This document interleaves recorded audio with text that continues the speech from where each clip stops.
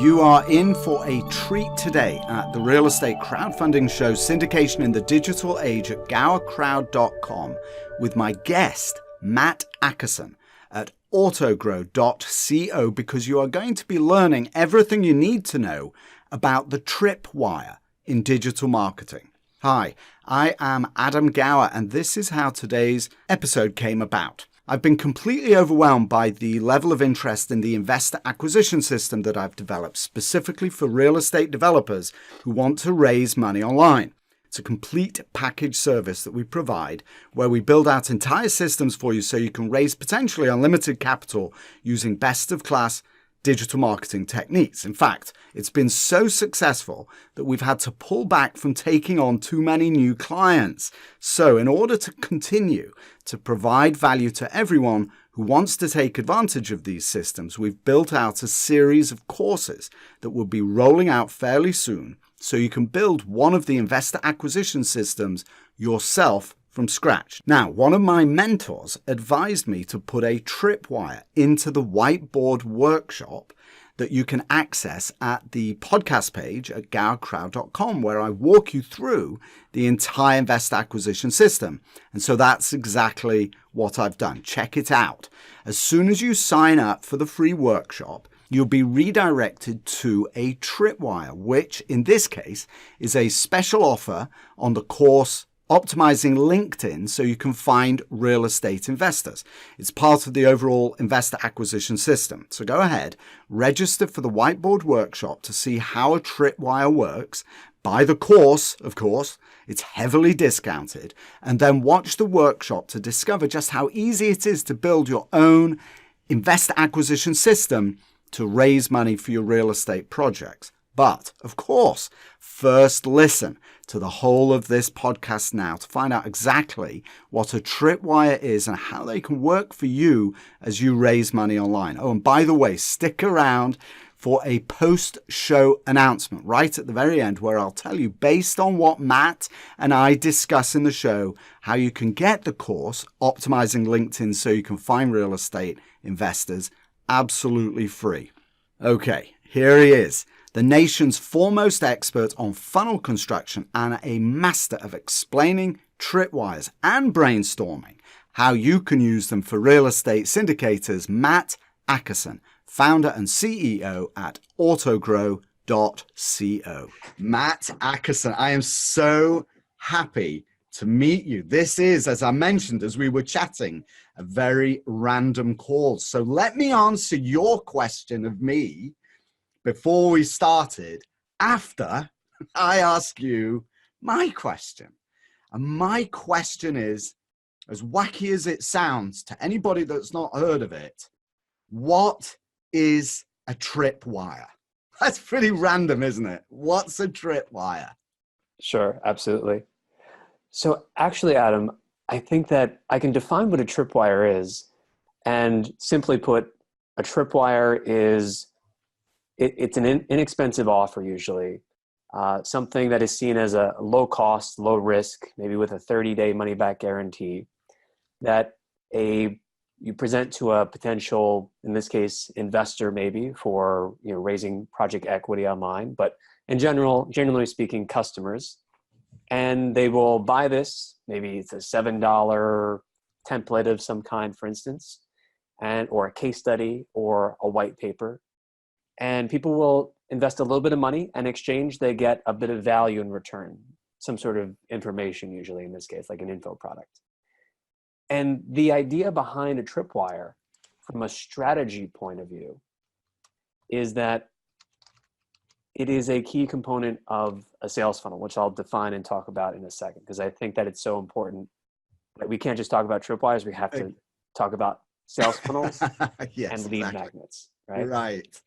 Exactly. So anyway, the idea though of a tripwire and why it is so potentially valuable and such a game changer for building a system that can build relationships with people, that gets them on the phone, leads to really productive, qualified calls, is that it builds trust, because it shows that, okay, I've taken out my wallet, I've given you some of my hard-earned money, and you've given me some value in return. So that builds trust, it builds a relationship. And it sets the stage for future transactions where you can easily say, and there's a lot of data to back up the fact that it's so much easier to sell to existing customers or clients than it is to go out and find new clients. But it creates this connection in the investor's or customer's mind where I've given value and I've gotten value in return. So if I give more, if I actually spend more money or invest more money, I'm going to get a lot more value in return. And so let me ask you a key question here. So a key component of a tripwire is it has to be reciprocally transactional. That's a long way of saying you have to sell something, right? It can't just be give me your name and email address and I'll give you a white paper. And the reason that I asked that, and thank you so much, Matt, for having watched the video that I sent you about who my audience is. So that's who we're talking to, right? My audience is out there trying to raise millions of dollars, $25, $50, $100,000 at a time. So what do you suppose a tripwire could look like in that environment? And we're building funnels for them, right? That's what my company does. But what does a tripwire look like, do you suppose? And we can brainstorm this, unless you've seen something in the investment space that would do this. But what do you suppose that would look like that doesn't cheapen the ultimate offer, right? Right, exactly. And so I think that I just want to back up for a second and just make sure we're all on the same page. So a sales funnel, or funnel for short, marketing funnel, it all means the same thing, essentially, is best defined as a series of steps that take a prospect from awareness to buying decision down at the bottom of the funnel. And you can literally picture in your mind a funnel when you think about it in this way. So those steps, those series of steps that lead to a buying, or in this case, an investment decision, are composed of landing pages and emails, retargeting ads, or LinkedIn, Facebook, Google ads. Okay. Now, in terms of landing pages, on one of those pages would live your offer for a tripwire. Okay. And one of the ideas that I came up with in preparation for this interview, both for a lead magnet as well as for a tripwire. So first, for the tripwire, I was thinking potentially, and we could actually brainstorm this a little bit back and forth, because I think that seeing that type of interaction could be really helpful to the audience. But it's got to be something that has substantially more value than what you're actually charging for it, so you can actually justify that price. Because, and don't feel too limited. I think that when some people think about some of these concepts, they think, oh, well, you know, if I'm offering already a case study as my lead magnet, which it can be the entry point to your sales funnel or your lead generation funnel, that therefore I cannot have a case study instead of being a lead magnet be a tripwire. Okay, it's really just about value. Can you sell it based on value? So here's two ideas, very simple, that I came up with. It can be a white paper, okay, that talks about the state of the industry and opportunities that are currently out there, that or access to some other related type of information that you can't just Google for in 5 seconds and go and find. And the thing to think about in terms of a white paper or some sort of a collection is that the value is in the curation. It's in the effort that you've put into creating it in terms of going out and finding this information. So you've actually put it through your own expert filter, packaged it, and therefore it's valuable and worth selling. Another possible tripwire idea that you can package and sell is it can be more directly related to your interest to raise equity for your project online. So in that case, the idea would be a case study, for instance, on a past project that maybe you or others in your industry. So let's say that it's, you know, you're new in the space in terms of real estate development, and maybe this is even your first project. But that's okay. You want to present a case study to that you can actually sell. So maybe you would package up several top of the market case studies, interview, you know, the people who are involved with it even. So there's like a video aspect to it, which has high perceived value, okay? And then you can sell that as a tripwire. So again, the idea of a tripwire here in this case is you're selling case studies or a case study about the success of past projects, returns for the investors involved, and really just telling the story. Here's the important thing. Okay, so I've written down, but you might hear me typing because I'm trying to keep up because I've got some questions to ask and some ideas to share with you. But one of the key things about a tripwire is that it is not in and of itself designed to be a money maker, correct? It's not, or actually it is, isn't it? It's slightly higher level than a self-liquidating offer, which is a slightly different product. A tripwire is designed to actually generate some revenue, certainly cover the cost of marketing it and advertising it, etc. But here's the thing. If I'm ultimately, let's really think about this, because if I'm ultimately going to be asking somebody to place enough confidence in me to invest tens or hundreds of thousands of dollars in a real estate project that I'm developing, how do I really, what is the connection between that ask and here I've put together a 30-minute documentary program on one of our case studies, like Netflix quality, that you can buy now for $97, right? Isn't there it just seems like there's a disconnect a little bit. And let me just finish up that thought with the going back to this idea of exchanging money.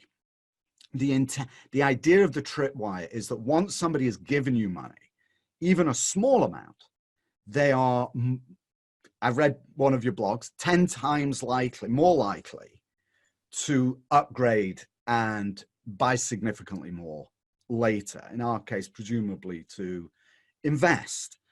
So do you think that that is necessary in this world that we're talking about, that there is some small financial exchange at the very beginning to make the tripwire do what it's supposed to do?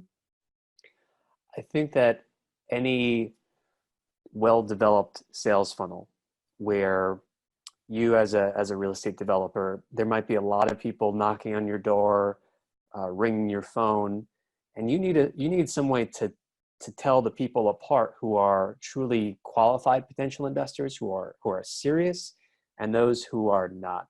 Now, some people might say, Matt, that's an ideal scenario. I'm just looking to get people kind of in the door to start.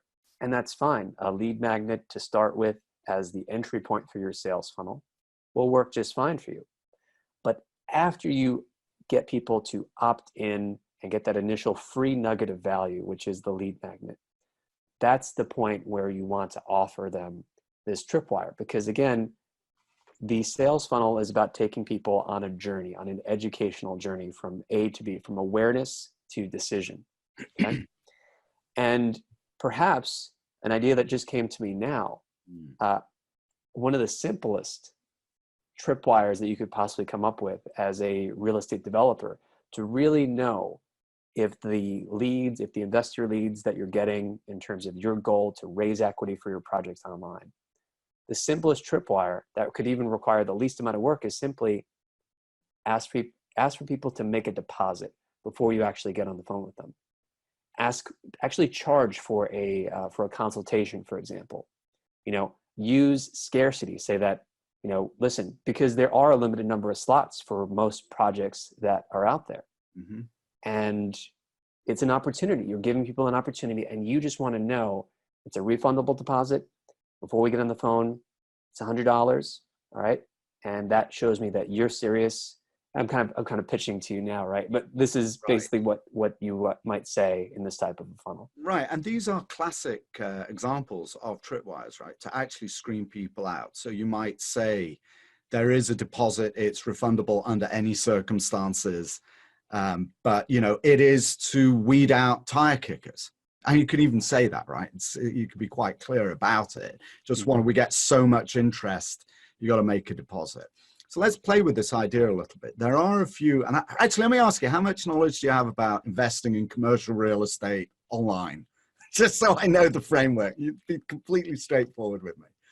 Basic. My knowledge of it is basic. My expertise is focused mainly on strategy around sales funnels and All construction of right. sales funnels across many industries. So there's a couple of techniques that we have been employing and testing, right, to encourage investment without cheapening a brand.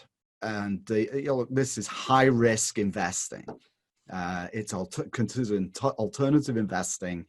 And you have to, as a developer, you have to be able to demonstrate to prospects that you are seasoned, experienced, trustworthy, right? That you're not going to lose their money. It's a significant amount of money that we're talking about. So it's a long educational process to get there. And one of the techniques that we've been working with, that both actually two that have worked very, very well, there is what's called a preferred return. So when you invest in a deal, that you're going to get a share of the profits, and also it's kind of an interest rate, right? You get a preferred return. So one way that we've tried to encourage people to come in early is to offer a higher interest rate, a higher preferred return. So let's hold that to one side for a moment. Another idea that has proven very successful is to have a minimum investment, let's say, of $25,000. But if you invest 50, we will include an additional $1,000, right? So day one, you've already made 2%, right? And in a world where you can get 2% a year, on your bank deposits, that's, not insignificant. So we've seen both of those work very well. So thinking about both of those, how might you weave those into a tripwire, do you suppose? Well, great examples. I think that with the example of you get an immediate 2% return, I see that as kind of an upsell, if you will.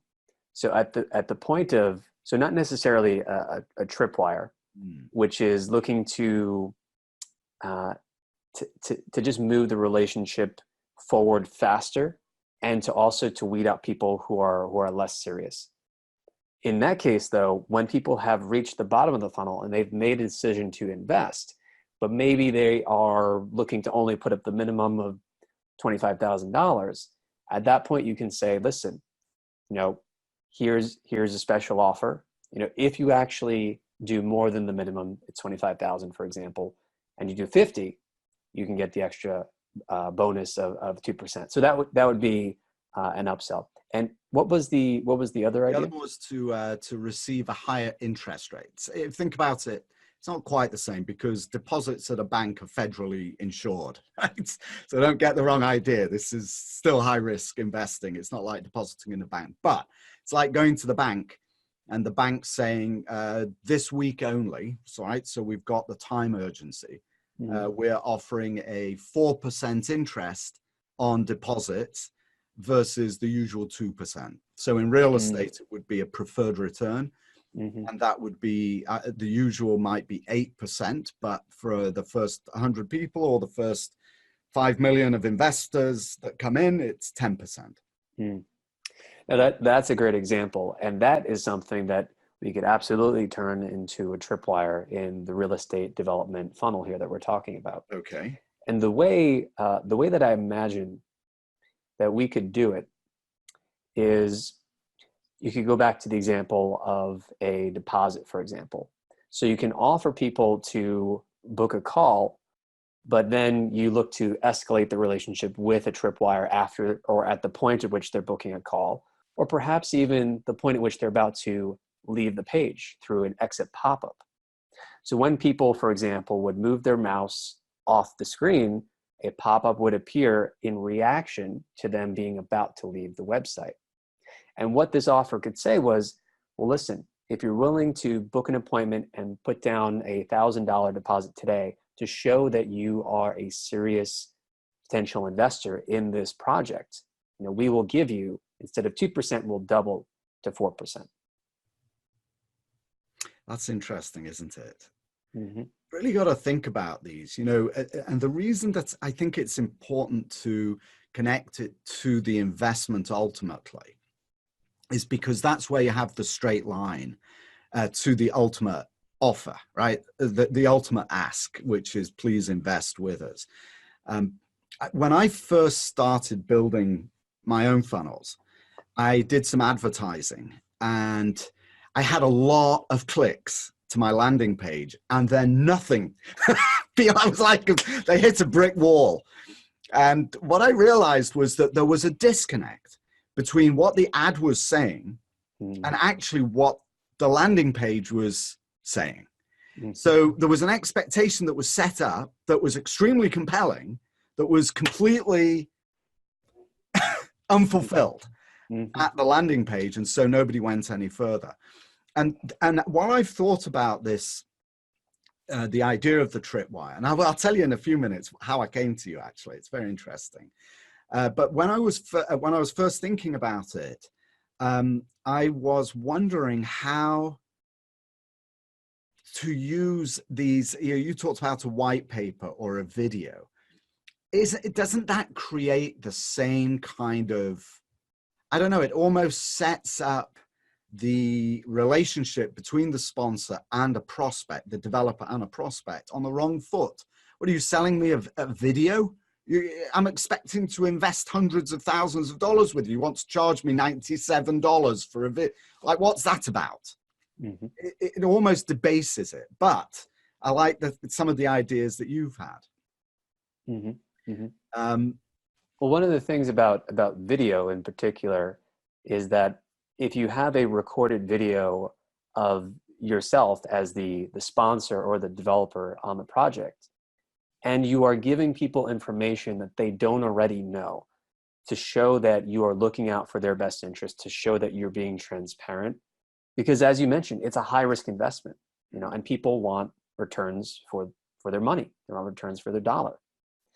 So video, though, has a high perceived value, and it's a way that you can build rapport with potential investors on autopilot, if you will, just by including it as part of your funnel. Now, you can do that in the form of positioning it as a lead magnet, or you can do it, as mentioned, in the idea of like bundling together case studies and telling some really interesting stories about successful past results, past projects, to build authority, to build credibility, to build rapport, to build a relationship.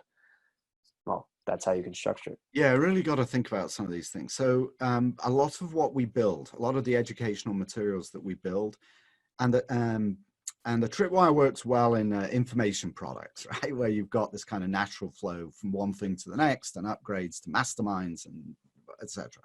But in this world, it's slightly different. Everything that we do, and we produce a massive amount of content, high value educational content with no pitch in it at all. It is strictly educational. We give all of that away free. So the struggle that I'm having is what could we do that would be more actually than we're doing already, that we could put a dollar amount on, right? That would not debase the relationship in any way. Yeah. Well, I think part of it is mindset too. The idea that just because you're charging for something doesn't mean that it debases anything. Because if people are getting substantial value in return, then they're willing to spend money on it all day long, right? All right. So let me ask you this: is a time restriction always necessary on a Tripwire? In other words, it ends today. Do it now, or it's over, basically. No, not at all. Not at all. Yeah, because the way that, for example, we gave the example of $1,000 deposit, you can get a better interest rate. You can structure it different ways too. You can use scarcity. You can say, listen, we have, X number of spots available for this project. We're offering this because, we're looking to move forward quickly. And, another way that you could structure it is, you won't see this anywhere else. So you don't have to have the corny countdown timer or anything like that. So there's really different ways that you can position it so that it doesn't feel like, to use your words, you're not debasing at all. It's really just offering value, and you're encouraging people to make a decision while also offering them additional benefit.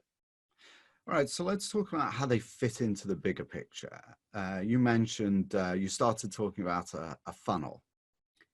So let's talk about that a little bit, and what other kinds of, gosh, bells and whistles. It's crude to talk about it that way, but a tripwire is a subtle and yet sophisticated component in a funnel.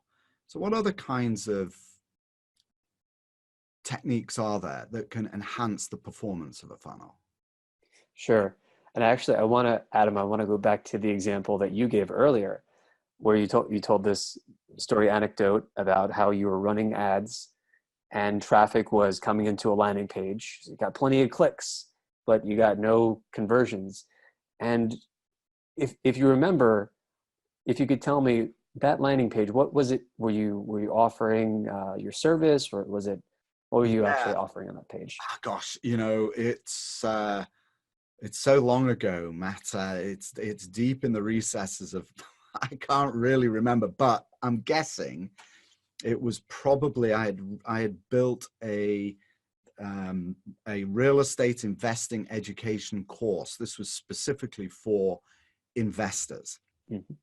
and it was a big sell actually. On the landing page. So I'm guessing now as I think about it, I can probably imagine where you're going to take that. But to go ahead, I'm going to let you do that anyway. Sure. So I've come up with something that I think explains a lot of how people behave online in terms of their buying decisions. And I call it the 11 laws of sales funnel physics. That sounds like something kind of fancy, but it helps to predict, and it helps you to understand, why do people buy or not buy? Why do they take my tripwire? Why do they sign up and opt in for my lead magnet or not? Why do they arrive after clicking on an ad on my landing page and then do nothing? They just leave. Well, the number one law of the 11 laws is what I call the law of alignment. So the law of alignment, if you basically imagine, in its absolute simplest form, two lines, are they connected where it's just a straight horizontal line, or is there a mismatch somewhere? Mm. So for example, if the ad in this case, and this is very, very common, it's a very common mistake, and a lot of people who get involved in digital marketing and who create their first sales funnel or who run their first ad, they will often give up at this point. Because what will happen is, they'll have the landing page, they'll have the ads running, and it just won't connect, and they're not sure why. Mm. So for example, if you were to run an ad, and this is a very common question that we get all the time from members of our audience too at AutoGrow, is if the ad says, this is a real estate investment learning opportunity, risk-free or whatever. So people click on that, they come to the page and they see, oh, wow, it's actually a paid offer. I was expecting risk-free because maybe it's going to be some sort of a lead magnet, something I could just put in my email address for, maybe learn something. But I don't know Adam. I'm not familiar with Adam. I'm not familiar with his brand. He looks like, a nice guy with a lot of knowledge, but I'm just not ready to pull out my wallet and invest right now. And that's why, that's where the whole concept of a funnel comes from, because naturally as people, we want to buy from people and brands that we are already familiar with, that we already have some sort of trust, or that we already see as an authority on a certain subject. So the mismatch in that case, I don't know the details. I'm sort of inventing some of the details here just as an example. Yeah. But if it was, if the ads were changed, for example, to offer people a lead magnet, that would be a more graceful escalation of the relationship from, okay, here's an ad I'm offering you, for example, and this was the idea that I came up with for this interview, the Smart Investors Checklist. and this is something that, members of the audience could maybe steal and use too. The Smart Investor's Checklist, 7 critical criteria to look for in any real estate investment project. So it's a checklist, so it's actionable, number 1. Number 2, it has a number in it, number 7, which is by itself, it just helps to quantify the value, so it's perceived as more valuable for that reason too. And it's directly aligned. So again, coming back to law of alignment, with not just what the ad said, but it's aligned with what ultimately you want to offer to people, which would be, in this case, the opportunity to invest in a new project that you're looking to raise money for online. Yeah, it's a gentle slope, especially in real estate investing. And by the way, I was laughing when you just said what you said, because I could have said everything in the first person. It would have been exactly my experience of the whole thing. The first thing I did after this attempt was give up. I gave up immediately. Total fail. I'd worked so hard, Matt, to put this together, to figure out how to build landing pages, collateral, videos, webinar.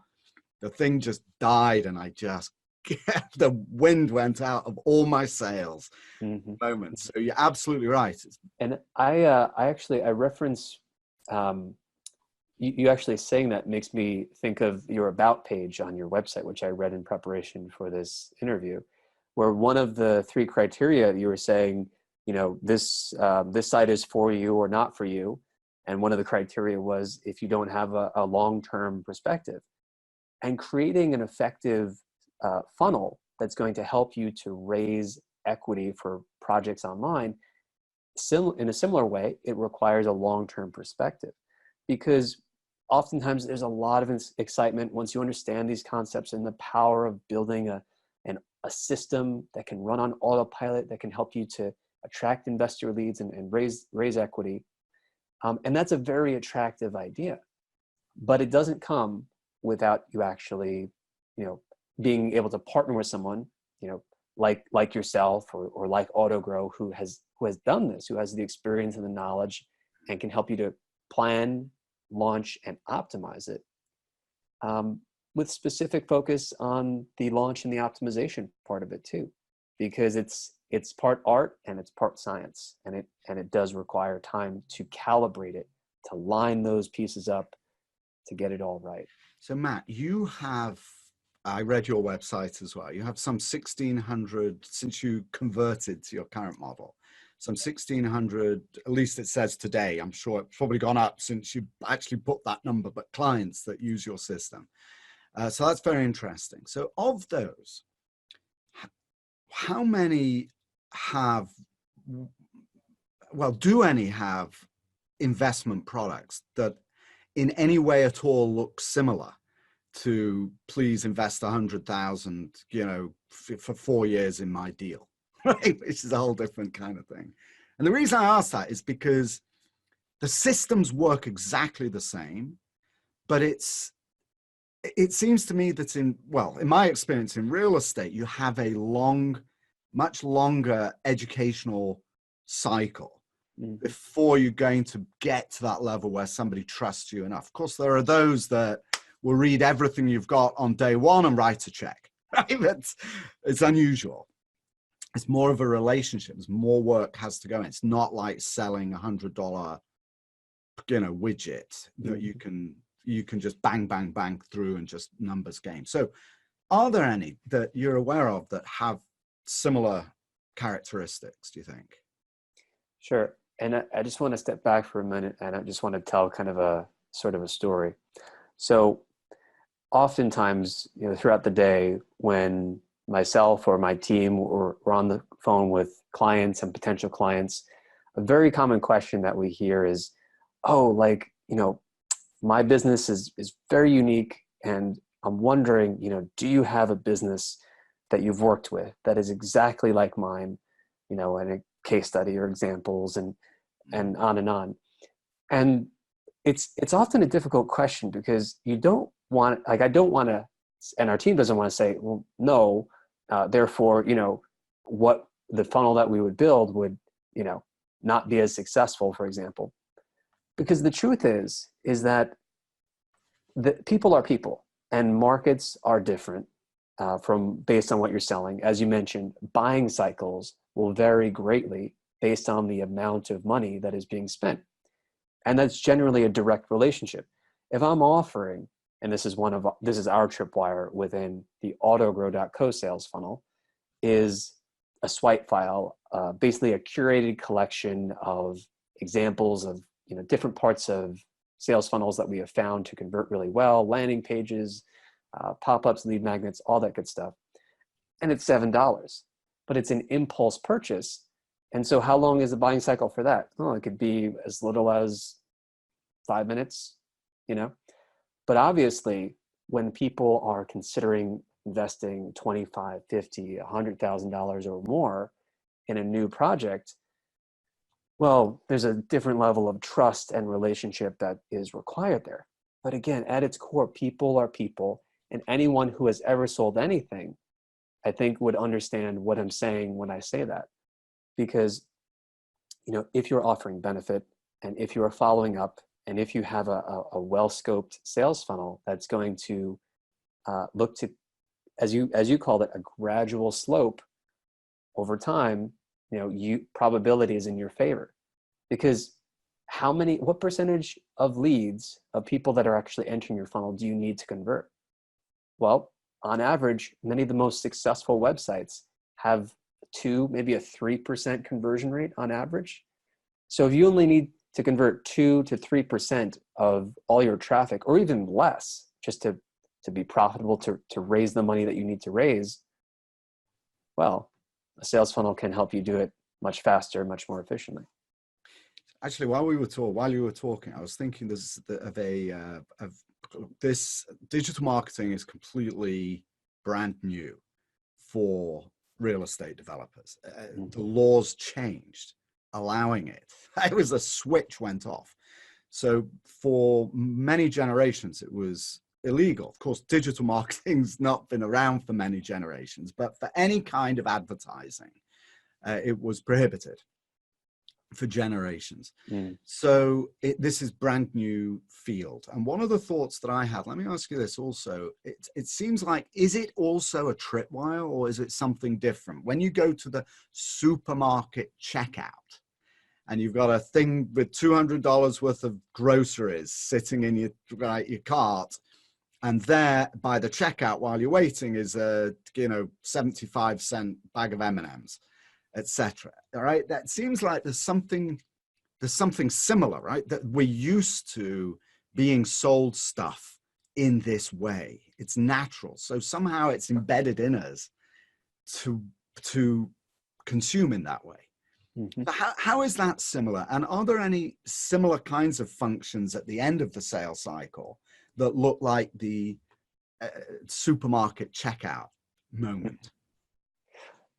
Great question. So it sounds like you're talking about upsells specifically. Yes, it is, but it's a different kind of upsell, isn't it? Because it's not. You're there with hundreds of, I don't know how much you spend, right? But $100 of groceries, and the upsell is not, a $50 bottle of wine that's on special. It's a 10-cent piece of candy. It's just buy a little bit more, right at the end. Yeah, grab right, some exactly. stuff. Yeah, and there's research that shows that if, in terms of, there's some distinction, it's a little bit of a technical distinction, it's not worth getting into, between an upsell and a cross-sell. Just call it an upsell, and you don't need to really get into that. But if you are offering something to people where, okay, like you sell them, for example, a $50,000 investment, and then you're going to offer them as an upsell, well, do you want to make an additional $200,000 investment? I mean, it might sound like common sense, but that's just not going to fit in as well. Versus if you said, okay, if you go from 50 to 100, or even just an additional 25, and you'll get this additional benefit, well, then that's a much better fit, because you're it's complementary. It's seen as complementary, if you will. And those are the types of upsells. And there's a lot of research data on this. Actually, I have a white paper on my laptop about this. But those are the upsells that will convert the best versus, oh, for example, you're at the checkout and you just spent $200. Do you want to spend $300, or do you want to spend an additional, $10 on candy, for example? So you did deflect this question. I'm going to ask you this question one more time. Totally fine if the answer, you said the answer was no. Well, yeah, actually you said the answer isn't no, that you've got clients that have similar characteristics. But I am intrigued to know if it is something that you have seen in general, or are we really forging a new path in digital marketing to sell very high ticket investment products? And this isn't a car. You don't get it delivered. Mm-hmm. You can drive away, right? There's a lot of marketing obviously around that. This is put your money with us and you're not going to see it for 4 years. We might give you some interest in the meantime. It is a different kind of product. Yeah, absolutely. I mean, these are, to try to answer your question more directly, these are new ideas. And when I first saw your message, for example, inviting me on the podcast saying, I want to talk about Tripwires, but with real estate investing, real estate development. Okay. And as I went and I learned more about your audience, I was like, oh man, I got to think of some ideas in preparation for this, because it's a new idea. It's a new concept. The clients that we work with at AutoGrow that are in real estate at the moment, it's not real estate development. It's a residential primarily, for example, and realty and, that sort of thing. So it's a new concept, but I've already seen lead magnets proven Mm-hmm. in the real estate development sector or industry. So I know that is a bit less of a new idea, but Tripwires and what we're talking about. Yeah, that's what was intriguing. I'm going to answer your very first question before we even went on right now. I'll tell you how I found you.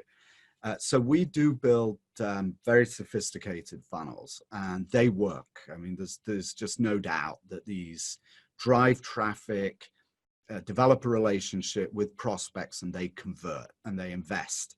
And some of them without even ever making a phone call. It's very, very powerful. And I actually have built a series of courses that teach people who don't want me to do it for them how to do it themselves. And I have a funnel in place that leads you to a whiteboard workshop, actually, that I'll probably pitch in the beginning and end of this podcast, that goes straight to my do it for you. Look at it for 30 minutes, and then I'll tell you how much I charge. And if you want to talk to me, click the button, right? And now I know you know how much I charge, so that inquiry is a hot lead for me, right? But as I move to the digital product, a friend of mine suggested a Tripwire to sell one of the like the LinkedIn program that I have, for example, how to optimize your LinkedIn profile to raise money online as a Tripwire. And I started thinking, all right, first I got to figure that out, my own funnel, right? So let me try and work that out. But I wanted to figure out how to do it for my clients. So I did a Google search. I probably wrote Tripwire best practices, and whose name came up? You did. You were the first article that I read. It was so excellent that I immediately emailed. I did not imagine you would get back to me, to be honest, but I'm so glad you did. Matt, thank you. Really appreciate it. Thank you. I'd like to add one more thing, and thank you for that, Adam. Sure. In terms of just relating, to bring up your earlier example, because I think I think that your audience, for example, would appreciate this. And I think that a lot of them hear the idea of a Tripwire and they say, I mean, it's what I'm offering is not like an info product. Like we're going to charge what, $97 and then ask for $50K. Well, in AutoGrow's sales funnel, I can tell you that clients that come to us are spending between 10 or 20,000 and more sometimes per year.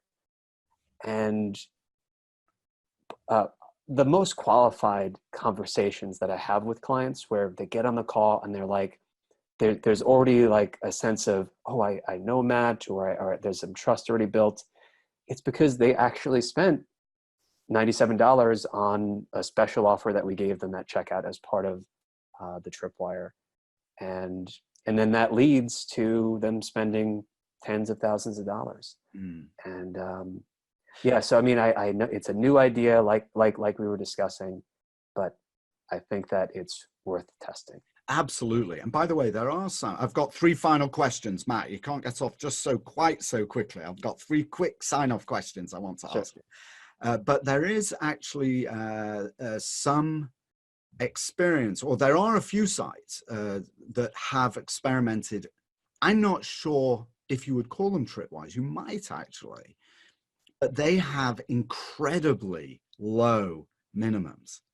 So the Rich Uncles, for example, I think it was Rich Uncles, went down to, I want to say $5, or crazy low investments. And they pitched entirely to, or very heavily focused on millennials. And I'm not sure if it was a conscious decision. I actually spoke to Harold Hofer when he was running that shop on my podcast about that. If it was a conscious decision, but I actually thought it was brilliant to focus on millennials. Everyone says that millennials are kind of left out, right? That it's the baby boomer generation that has all the money and that they're not going to have as much money and life's going to be tough. Yeah, but if they invest $100 today or $500 or even just $5, when they inherit from their baby boomer parents, they will be looking for places to put that money. And if they have a good experience with $100, they might think, you know what, it's time to put 100,000 in there, right? So it's the same thing we were talking about. It's very long perspective. You have a long perspective, you'll do a lot better, particularly in real estate. Yeah. And I would say, one thought that what you just said inspired, we have clients that come to us and who spend at the price points I just mentioned, tens of thousands of dollars, but they've been on our email list for literally 5 years.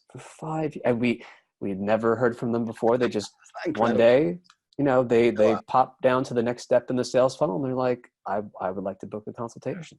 Amazing. Yeah, it's the key thing.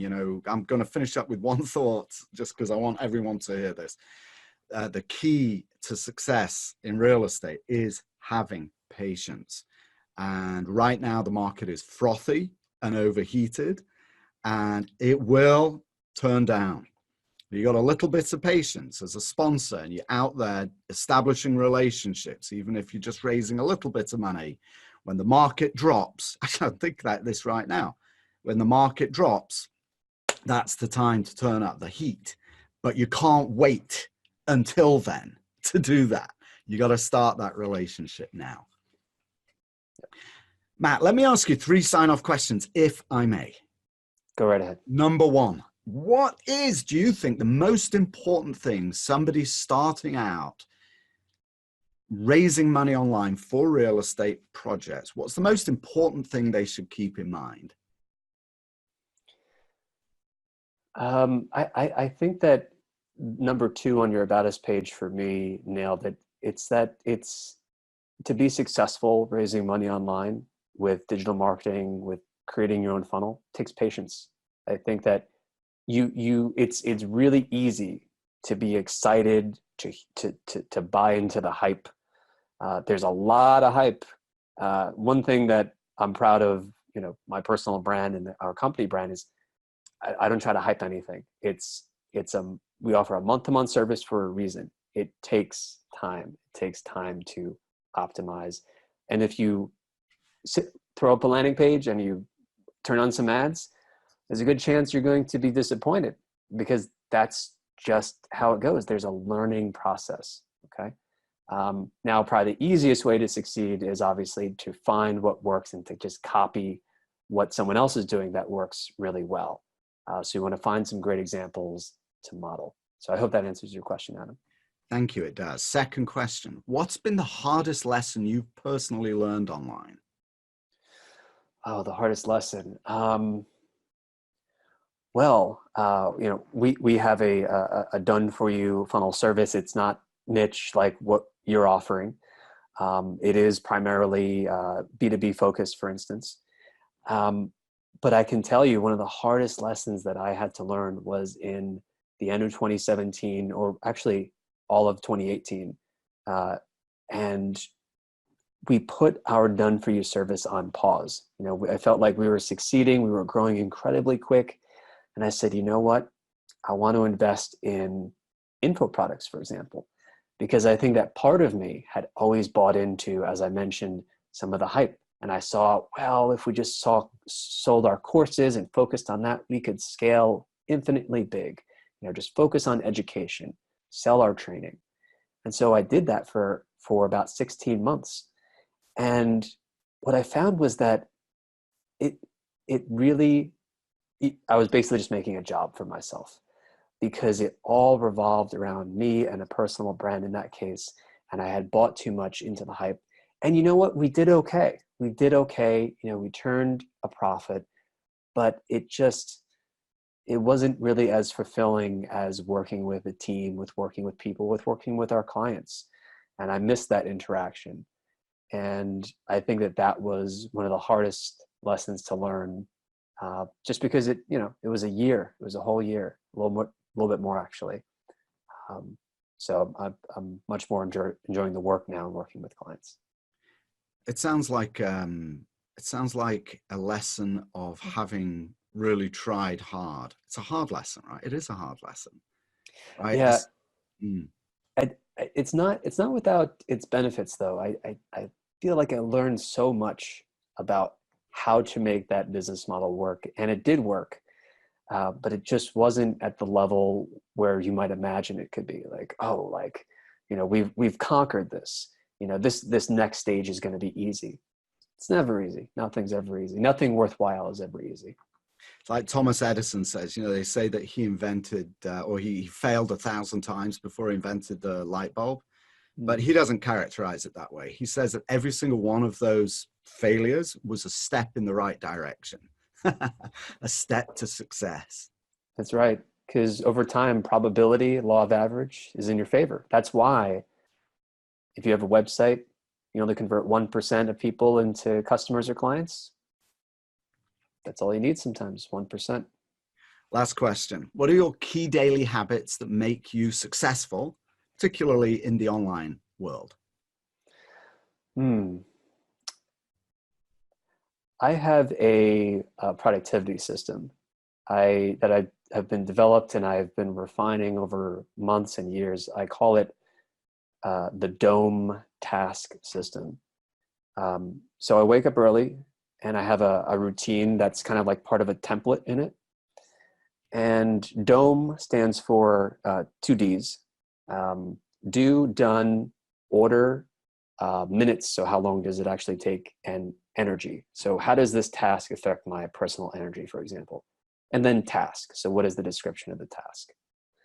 And as part of the template, one thing that has always stayed the same has been every day I have a kill task. I call it a kill task. In other words, this is the one task, related to, marketing, growing the business, that I know will help to move the needle, that will help to move us forward, that will help to get better results for clients, whatever it is. But I will beg, borrow, steal, and kill to get it done. So that's why it's called the kill task. And as long as I get that done, it's like putting another brick in the wall of our business, and it makes us bigger, taller, and stronger. And does that answer your question, Adam? Matt, what a pleasure meeting you. I really You as well. appreciate your time today. Matt Ackerson, AutoGrow, founder and CEO of AutoGrow, right? Autogrow.co. Yep. Autogrow.co. Thank you so much for your time today. Thank you, Adam. Pleasure meeting you. Thank you all.